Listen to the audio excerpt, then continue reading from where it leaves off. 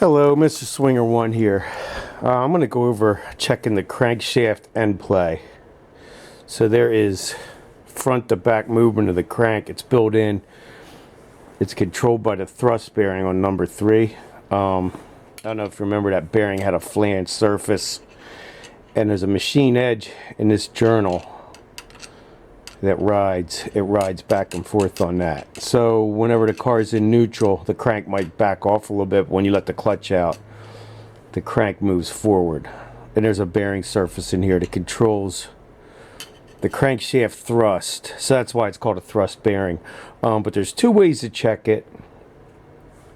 One is to move the crank all the way back, see what feeler gauge you can fit in between the crank surface and the thrust bearing. The other is the dial indicator method.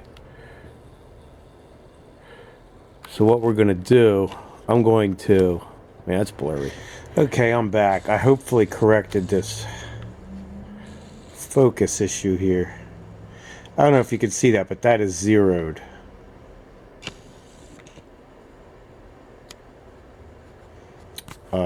Now I'm going to, we have the crank back.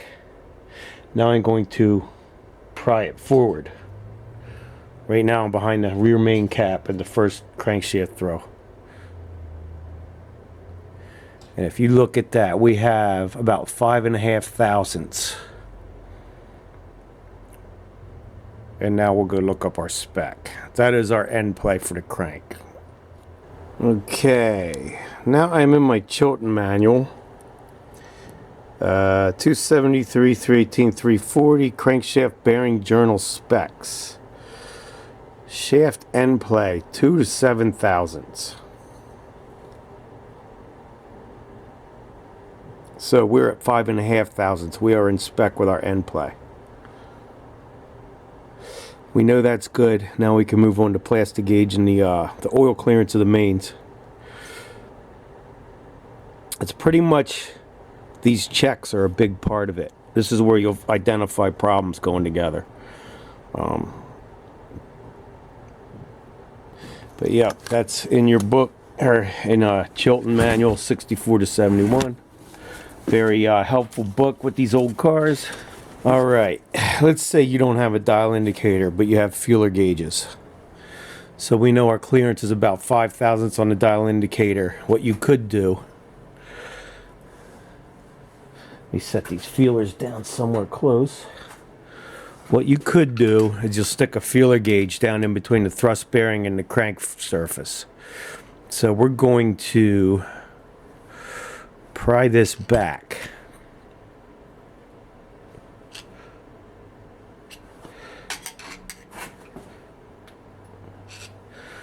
So now the crank is back all the way to the rear, and we're going to try and get down in here with the feeler gauge. So we know we're at about 5 thousandths from our dial indicator. So we'll stick a 5 thousandths gauge down in there. That feels snug.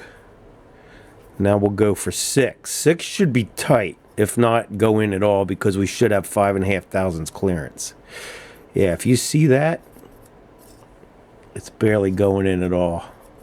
Let's try the 5 again.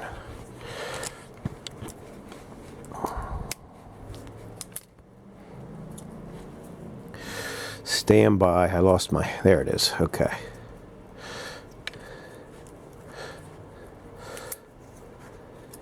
So what you would do, you would go 5, 6, 7. You would keep going till you couldn't get one in there.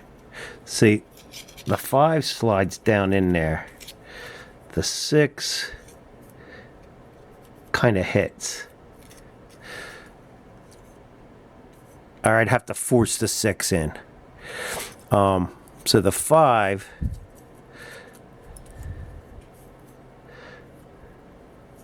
feels like it's going down in there nice, right up against the crank.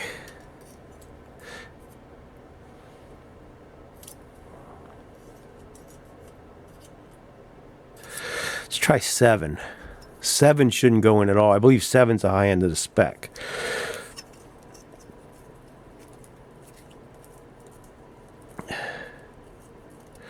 Seven is the very high end of the spec.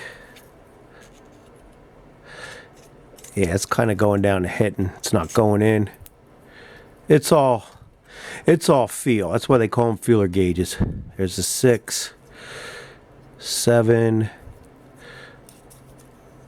We know we're at about 5, 5.5 end play. That's within spec, our 2 to 7 thousandths. Yeah, so the 5 slips down in there nice. 6 don't, 7 definitely doesn't. So that's just another way you can check it at home. I happen to have a dial indicator, so I set it up for this test. And again, we will pry forward on it. Right now we're at about, actually we're at about 6. 0, 6. 6,000 should go down in, but it was tight. We are just within spec at our 2 to 7 thousandths. So that's a go. I mean, that's good. We got that checked. We'll plastic gauge the mains. See about getting this crank installed properly. I'm going to take the crank out, put it on the bench, give it one last good wipe down with brake clean. And then we're going to do some plastic gauge. I'll demonstrate that. And then we're going to put some assembly lube on the bearings and torque